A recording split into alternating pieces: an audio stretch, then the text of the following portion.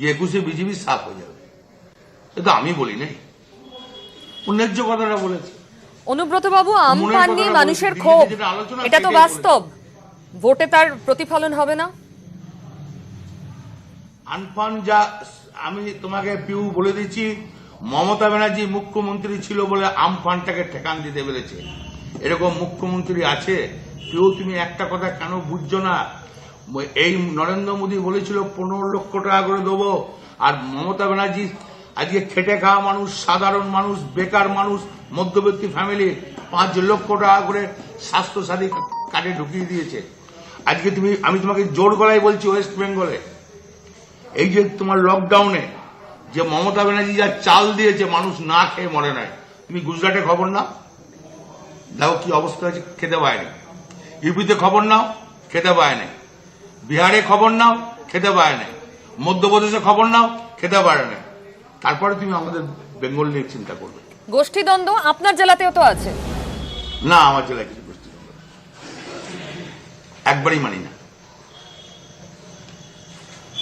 আমার জেলায় সবকিছু সবাইকে নিয়ে হয়, আমার জেলায় কোনো গোষ্ঠীদ্বন্দ্ব নেই। তোমরা মাঝে মাঝে বলো, তোমরা চ্যানেলে মাঝে মাঝে বলো গোষ্ঠীদ্বন্দ্ব গোষ্ঠীদ্বন্দ্ব, তোমাদের না বললে উপায় নেই বলে তোমরা বলো, মনে মনে বলো না গোষ্ঠীদ্বন্দ্ব নাই। না, সে তো আপনি সব থেকে ভালো জানেন, চ্যানেল যাই বলুক, কিন্তু 21-এর আগে যেখানে যতটুকু ফাঁক ফোকর আছে সেটা মেরামত করে নেওয়া সম্ভব।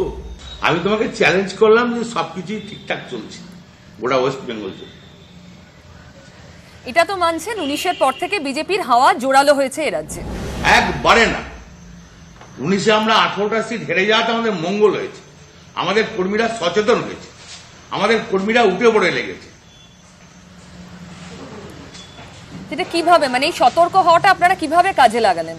দল তো খালি হচ্ছে, একটার পর একটা বিধায়ক ছেড়ে বেরোচ্ছে, সাংসদরা ছেড়ে বেরোচ্ছে। নেতৃত্ব কর্মী নিয়ে চলে না, নেতৃত্ব নেতা নিয়ে চলে না। কর্মীদের যা বার্তা দিয়েছে নেত্রী, সেটা মেনে নিয়েছে কর্মীরা। যে আমাদের কিছু 18 আগে ভুল করেছিলাম, 18তে 19-এ সংশোধন করে নিয়েছে। তাহলে নেতারা যদি কিছু ম্যাটারই না করেন, আপনারা তাদের আটকানোর এত চেষ্টা করছেন কেন? রাজীবের সঙ্গে দফায় দফায় বৈঠক পার্থ চ্যাটার্জির, আমরা জানি শুভেন্দু অধিকারীকে আটকাতে দফায় দফায় বৈঠক, সৌগত রায় মিডিয়েটর হয়েছিলেন, শতাব্দীর জন্য কাল অভিষেকের সঙ্গে কথা বলতে হলো। না না, সেটা দলের একটা নিয়ম কানুন থাকে। তো দল তো চাইবে না যে কেউ দল থেকে চলে যাক।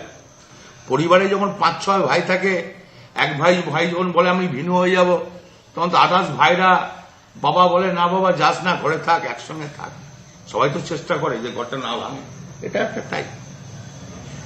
যদি সত্যি, আরো কৈলাস বিজয়বর্গীয় বলেছেন 41 জন বিধায়কের তালিকা তাদের কাছে আছে, ওরা ভাবছেন কাকে নেবেন কাকে নেবেন না।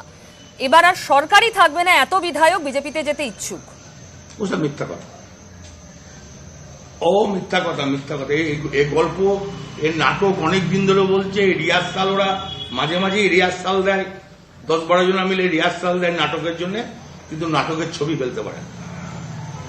নাটক এখন আরম্ভ হয়নি, ওই রিহার্সাল দিয়েই যাচ্ছে। এবারের ভোটের দাওয়াই কি আপনার? হ্যাঁ, ঠেঙে পকার পার করে দাও, গ্রাম্য ভাষায়। ভোটে অশান্তির কথা বলছেন আপনি? ঠেঙিয়ে পগার পার মানে কি বলছেন? না, গ্রাম্য কথা, তা কেন বলবো? তুমি ডিকশনারি খুলে মানে দেখে না। আপনি বলুন, ঠেঙিয়ে পকার পার জানতে চাইছি গ্রাম্য কথা। না পিও, তুমি হেডমাস্টার ছিলে না, আমি হেডমাস্টার ছিলাম, আমি জানি না। আমি জানি না, তুমি হেডমাস্টার ছিলেন, আমি হেডমাস্টার ছিলাম না। মানে আপনার তো চরম চরম থাকে, গুড় বাতাসা, নকুলদানা, অনেক রকম দেখেছি। এবারে হয়তো বললাম ঠেঙে পকার পার করে দাও, গ্রাম্য ভাষা। না, গ্রামে চালু আছে, গ্রাম নিয়ে তো সব, টাউন আর পড়ে। সত্যি কিন্তু বিজেপি আপনাদের মাথা ব্যথার কারণ নয়। অন্যদিকে বাম কংগ্রেস ভোট, তারাও জোট বেঁধে যাচ্ছে, সামান্য হলেও যদি পার্সেন্টেজ বাড়ে তৃণমূলের জন্য চাপ হবে না? কেন? আচ্ছা পিউ, তুমি না না পিউ, তোমাকে আমি বলি, তুমি ধরো সাংবাদিক নও, তুমি চ্যানেলে বসনি, তুমি সাধারণ একটা পশ্চিমবাংলার বাড়ির মেয়ে।